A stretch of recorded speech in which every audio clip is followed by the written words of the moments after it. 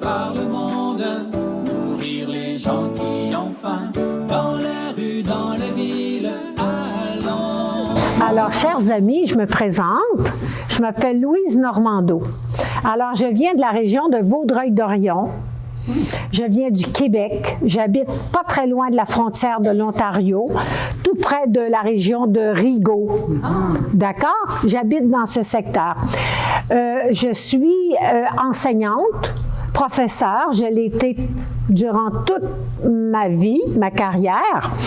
Et je suis une maman, je suis une grand-maman et je suis très impliquée dans mon diocèse de Valleyfield et dans ma paroisse, spécialement pour la chapelle d'adoration.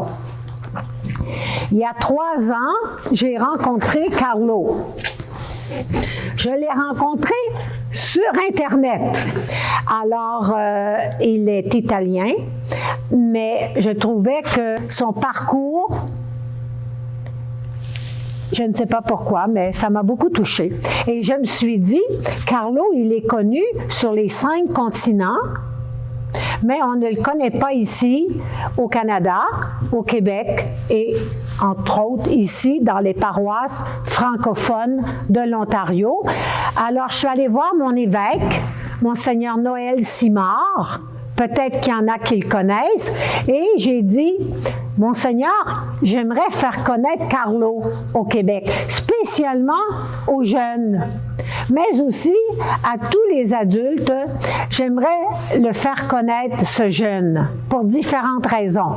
Alors, j'ai décidé d'imprimer tout ce que Carlo a fait dans sa courte vie et de le présenter gratuitement dans tous les endroits où on invite Carlo Acutis.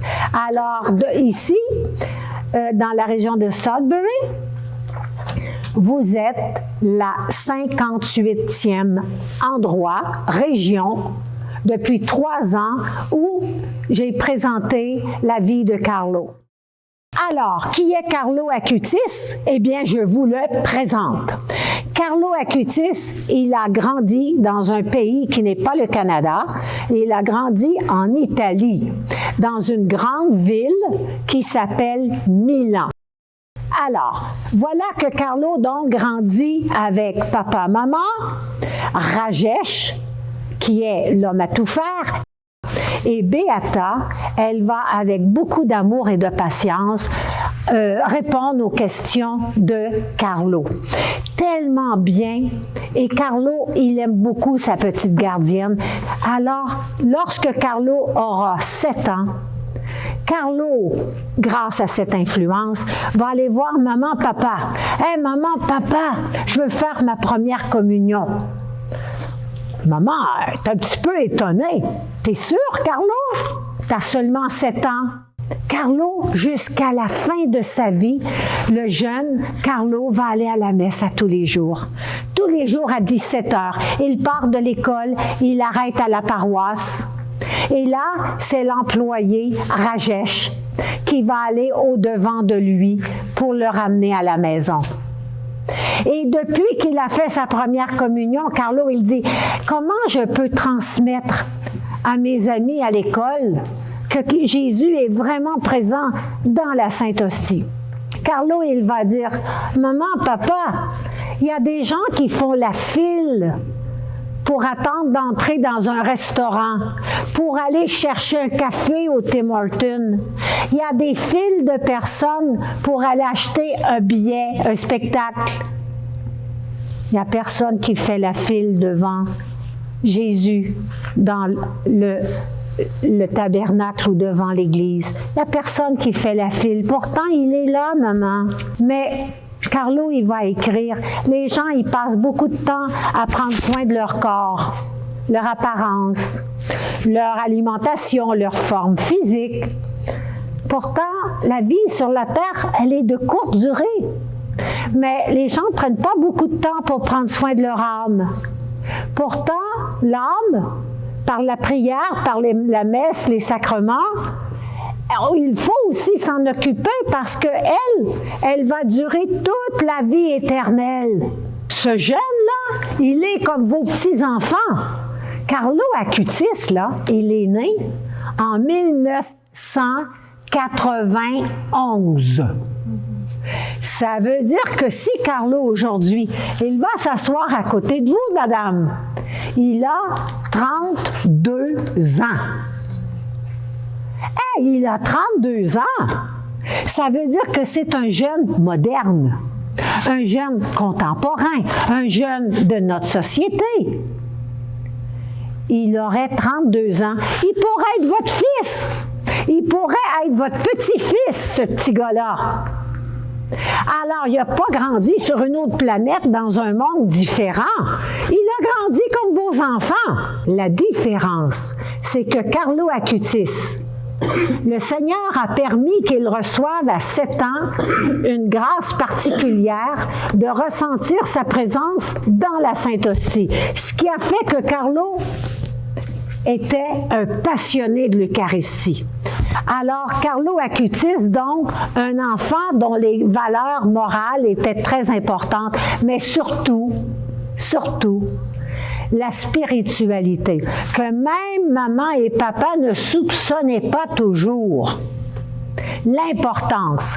Et là, à 11 ans, papa connaît son fils. Papa dit à Carlo, « Hey, Carlo! En fin de semaine, on va aller à Rimini. Rimini, c'est une petite ville environ à 2h30 de Milan. Qu'est-ce qu'on va faire, papa? Eh bien, on va aller voir une exposition d'auto antiques. Ah! Carlo, il est curieux. À 11 ans, Carlo, il est en 5e année. Alors, il est content. Oh! Maman, t'oublies pas, on va aller à la messe, par exemple. Même en vacances, Carlo Acutis, il veut aller à la messe. Et là, les parents, là, de plus en plus, ils sont influencés par Carlo. D'accord, on va aller, toute la famille. OK. Les parents arrivent à Rimini. On va aller dans l'église. Et là, deuxième moment très important dans le parcours de Carlo. Il entre dans l'église, il regarde. Oh! Maman! As-tu vu? Il y a un tableau dans cette église qui raconte qu'un jour, il y a eu un miracle ici. En revenant à la maison, Carlo prend son ordinateur. Je vais aller voir si je retrouve le miracle de Rimini, si je le retrouve sur mon ordinateur. Alors, il regarde « Miracle à Rimini ». Oh! J'ai retrouvé le même tableau qu'il y avait dans l'église. Je vais voir, maman, si Jésus en a fait plusieurs miracles comme ça. Miracle Eucharistie. Oh! Il y en avait un autre à Sienne. Oh! Il y en a un autre à Tumaco. Oh! Il y en a un autre à Rome. Oh! Il y en a un autre à Favernet. Oh! Et voilà la mission de ce jeune. Carlo Acutis a trouvé comment transmettre sa foi en la présence réelle de Jésus dans l'Eucharistie. Il va dire, je vais chercher sur Internet toutes les fois où Jésus a prouvé sa présence dans l'Eucharistie. Les gens, ils ne savent pas. Et là, je vais tous les regrouper et ça va devenir une exposition. Et on va mettre ça sur Internet, maman. Et les gens du monde entier vont le voir. Alors, Carlo, là, c'est lui qui a fait ça. C'est pas un graphiste. C'est Carlo Acutis qui a préparé les miracles qu'il a retrouvés sur Internet. Et là, Savez-vous, chers amis, combien de miracles Carlo a trouvé pendant les 3 années? Sa recherche lui a permis de découvrir combien de miracles, d'après vous? 136. 136, monsieur le curé a raison. Alors, 136 miracles eucharistiques que Carlo a trouvé et qu'il a produit pour réaliser cette exposition. Enfin, êtes-vous d'accord avec moi? Carlo Acutis est le premier bienheureux au ciel qui a une adresse email, car il est de cette génération. Alors, chers amis, voilà la vie de ce jeune Carlo Acutis, modèle pour nos jeunes, qui permet aussi, pas seulement pour les jeunes, mais pour nous adultes, d'être un modèle de sainteté accessible, comme dit le pape François. Ce jeune deviendra saint, éventuellement, par sa vie d'étudiant, sa vie dans l'église de son quartier, par sa vie. Il n'a pas fait de choses exceptionnelles dans les pays lointains. C'est un jeune toujours uni à Jésus, un amoureux de l'Eucharistie. Jésus, son meilleur ami, mais aussi, avec les années, je vous dirais que Carlo, à partir de 12 ans, 13 ans, les parents sont allés à Fatima, sont allés à Lourdes, et à partir de ce moment-là, Carlo disait que Marie était la femme de son cœur. Et Carlo récitait son chapelet à tous les jours. Une autre pratique religieuse que notre jeune avait, Carlo allait se confesser à chaque semaine. À l'adolescence, Carlo, il avait une comparaison. Il disait, notre âme, c'est comme une montgolfière. Tu sais, un ballon qui monte dans les airs avec un panier, là. Carlo, il disait, c'est pareil. Pour que la montgolfière monte dans le ciel, on doit enlever du poids dans le panier pour qu'elle s'élève. Il disait, notre âme, c'est pareil. Pour que notre âme s'élève, il faut enlever du poids. Et le poids, c'est nos péchés. Alors, Carlo, le Seigneur lui avait révélé, quelques mois avant sa mort, que Carlo décéderait lorsque son poids serait de 70 kilos. Environ 150 livres. Et alors, Carlo, il savait ça. Il ne savait pas quand, mais il savait que lorsque son poids serait, il décéderait, il irait rejoindre Jésus. Alors, quand Carlo est entré à l'hôpital, Carlo, il a dit à maman, « Maman, je ne sortirai pas d'ici vivant. » Pourquoi il a dit ça? Les parents ont découvert sur l'ordinateur de Carlo après sa mort cette petite vidéo où Carlo s'était enregistré et avait mis l'information sur son ordinateur et les parents ont découvert cela après sa mort. Carlo, chers amis, c'est pas seulement le saint des enfants, non. Carlo, il nous a laissé un héritage. Pour nous, de tous âges, il est là. Qu'est-ce que c'est que ces tableaux qui remplissent votre corridor ou votre église ici? J'en présente quelques-uns parce qu'ils sont très diversifiés. Il y a toutes sortes de miracles. Hey, c'est un pédagogue, un enseignant exceptionnel. Tu vas voir, il y en a pour tous les goûts. Je commence. À Rome, un miracle qui s'est produit. On a le résumé, on a le détail. Je fais 2-3 phrases. Ce miracle qui s'est produit à Rome au cours de l'année 1610 raconte qu'un jour un prêtre a échappé la Sainte Hostie en donnant la communion et voilà que où l'hostie est tombée sur le marbre, sur l'escalier, les marches, voilà que la Sainte Hostie a laissé son empreinte. Une empreinte qui n'a jamais disparu. Et quand on va à Rome, dans cette église, voilà qu'on retrouve cette empreinte que le Seigneur, grâce à la Sainte Hostie, a produit un miracle. Et voilà qu'il est protégé pour pas que personne mette les pieds dessus. Je donne un autre exemple. Voilà, en France, un autre miracle qui s'est produit pendant la messe, au moment de la communion. Un petit morceau d'hostie, quand le prêtre a communié, est tombé sur la nappe de l'autel. Le prêtre, il a voulu la reprendre. Il n'a pas été capable. Pourquoi? Parce que cette hostie, ce petit morceau de pain béni, tout de suite, est devenu une tache de sang sur l'autel. Parce que le corps, le pain et le vin deviennent le corps et le sang de Jésus. On ne connaissait pas ces miracles de Jésus. Oh, celui-ci, il a vraiment attaché votre tuque. Regardez.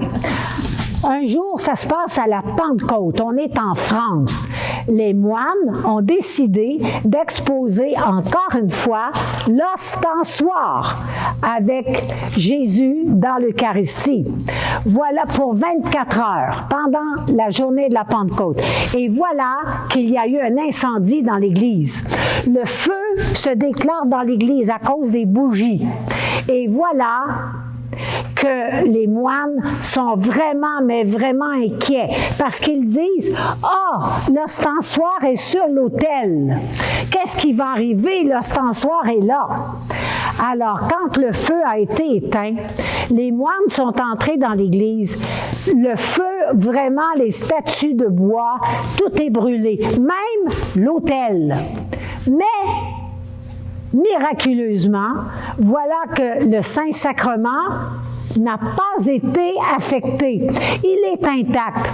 Et non seulement il est intact, mais en dessous, l'autel a brûlé et l'ostensoir, il est suspendu dans les airs. Il n'y a rien en dessous. Il est suspendu dans les airs. Qu'est-ce qui s'est produit? Rassurez-vous, si on s'en allait à Faverné, là, il n'est plus suspendu dans les airs. Mais qu'est-ce qui s'est produit? Lorsqu'ils ont renouvelé l'autel à Faverné, à la première messe, voilà que lors de la consécration, l'ostensoir s'est déposé miraculeusement sur l'autel. Et dans le texte ici, moi je ne vous lis pas tout, là, mais l'évêque et l'archevêque ont confirmé ce miracle que le Seigneur a manifesté sa présence. En 2013, voilà qu'un jour, une sainte hostie tombe par terre. L'Église a un protocole. Lorsque la sainte hostie tombe par terre, le ministre de la Communion peut la consommer ou bien l'Église demande qu'elle soit déposée dans un contenant d'eau et qu'elle soit mise dans le tabernacle, étant donné que c'est une hostie consacrée. Quelques jours plus tard, le prêtre va se rendre dans le tabernacle et généralement, elle sera dissoute. Et à ce moment-là, l'Église de Rome demande qu'elle soit versée dans la terre d'une plante vivante. C'est la façon de disposer d'une sainte hostie qui serait tombée puis qu'on n'aurait pas consommé. Voici maintenant que vous connaissez le protocole, c'est le même. Qu'on soit en Pologne, au Mexique, en France ou à Sudbury, c'est la même chose. C'est le droit canon de Rome qui demande cette procédure. Alors, je vous présente donc un miracle, pas un miracle, mais un phénomène qui s'est produit en 2013. en Pologne. Voilà, vous voyez que le prêtre a échappé accidentellement la Sainte Hostie par terre. Il considérait qu'elle n'était pas hygiénique. Alors, il l'a mis dans l'eau, il l'a mis dans le tabernacle. Quelques jours plus tard, il va pour en disposer et il découvre que la Sainte Hostie ne s'est pas dissoute, mais qu'en plus, un caillot de sang est apparu au centre. Alors, le prêtre a communiqué avec son évêque, son supérieur. Et le supérieur lui dit, apportez-nous la Sainte Hostie prodigieuse et on va demander qu'une commission d'enquête puisse se pencher sur ce caillot de sang pour en connaître l'origine et la provenance. Voici maintenant un autre miracle très semblable. Il s'est produit en 2008. Regardez encore une fois. En 2008, il y a le prêtre, il échappe la Sainte Hostie. Il demande à la religieuse qui travaille avec lui de le mettre dans l'eau, dans le tabernacle.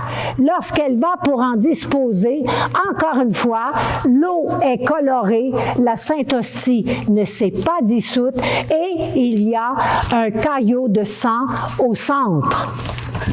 Le prêtre informe son supérieur et voilà qu'on demande que la Sainte Hostie soit apportée dans le diocèse et qu'une commission d'enquête puisse se pencher sur cette manifestation incroyable.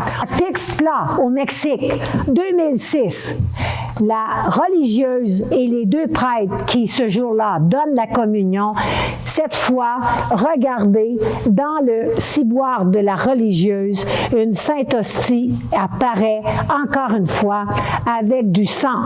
Encore une fois, on communique avec l'évêché et à l'évêché, on demande d'apporter la Sainte Hostie prodigieuse pour qu'il y ait encore commission d'enquête. Je suis maintenant en 1996. Voilà que ça se passe en Argentine, à Buenos Aires. Vous voyez encore par les photos, ceux qui sont en avant, qu'une hostie est tombée par terre, que le prêtre l'a recueillie, il l'a mis dans l'eau, il l'a mis dans le tabernacle, et voilà que quelques jours plus tard, la Sainte Hostie n'est pas dissoute, mais qu'un caillot de sang est apparu. On communique encore avec l'évêché, et à cette époque, à l'évêché, il y a un archevêque que vous connaissez. C'est Monseigneur le cardinal Bergoglio. C'est le pape François.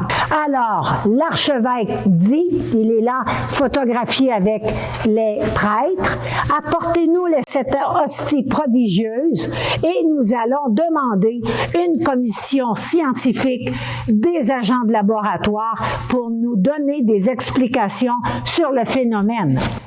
Les résultats de tous ces phénomènes qui se sont produits au cours des 20 dernières années, authentifiés par Rome, par le Vatican, nous ont révélé de la part de tous les scientifiques impliqués les mêmes conclusions.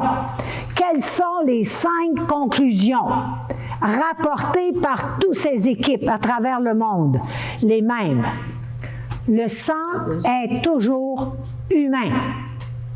Deuxième, le sang analysé est du groupe sanguin AB positif. Troisième, le sang analysé ne provient pas du foie ou du pancréas ou de la jambe ou de la tête. Non.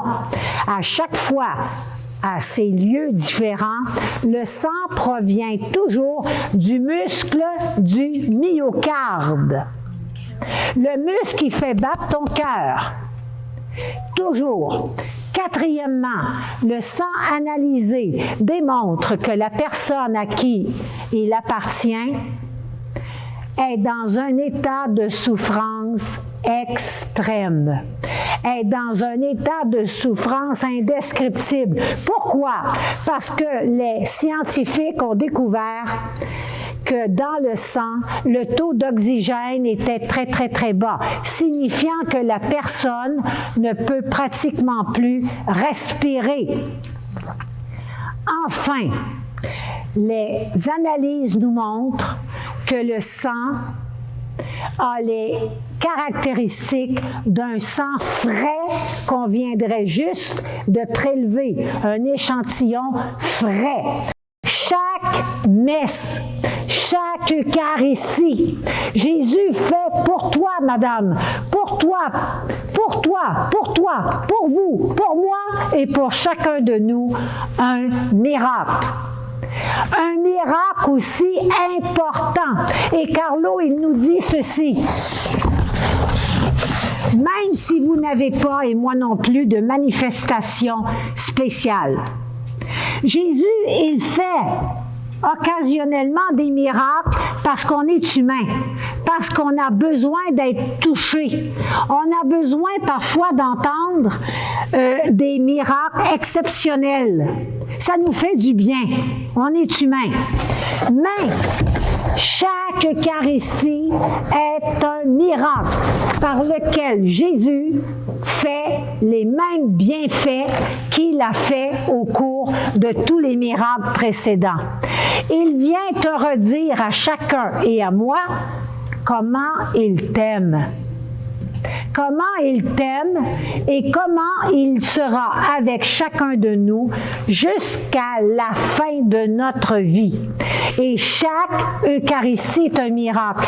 Et Jésus a choisi ce jeune, Carlo Acutis, un jeune de notre époque, qui actuellement fait le tour du monde pour nous rappeler ceci. Chaque fois qu'on tend la main, Jésus fait un miracle pour chacun de nous. Et le message de Carlo, c'est pour raviver notre regard sur la présence réelle de Jésus, parce que parfois, nous devenons habitués, on est parfois un peu distrait sur ce miracle, et voilà que c'est lui que Jésus a suscité pour aujourd'hui raviver notre foi afin que la prochaine fois qu'on va tendre la main, on ne voit plus jamais l'Eucharistie de la même manière. Amen. Tout mon être se prosterne, ô Jésus, je t'adore, toi qui m'aimes.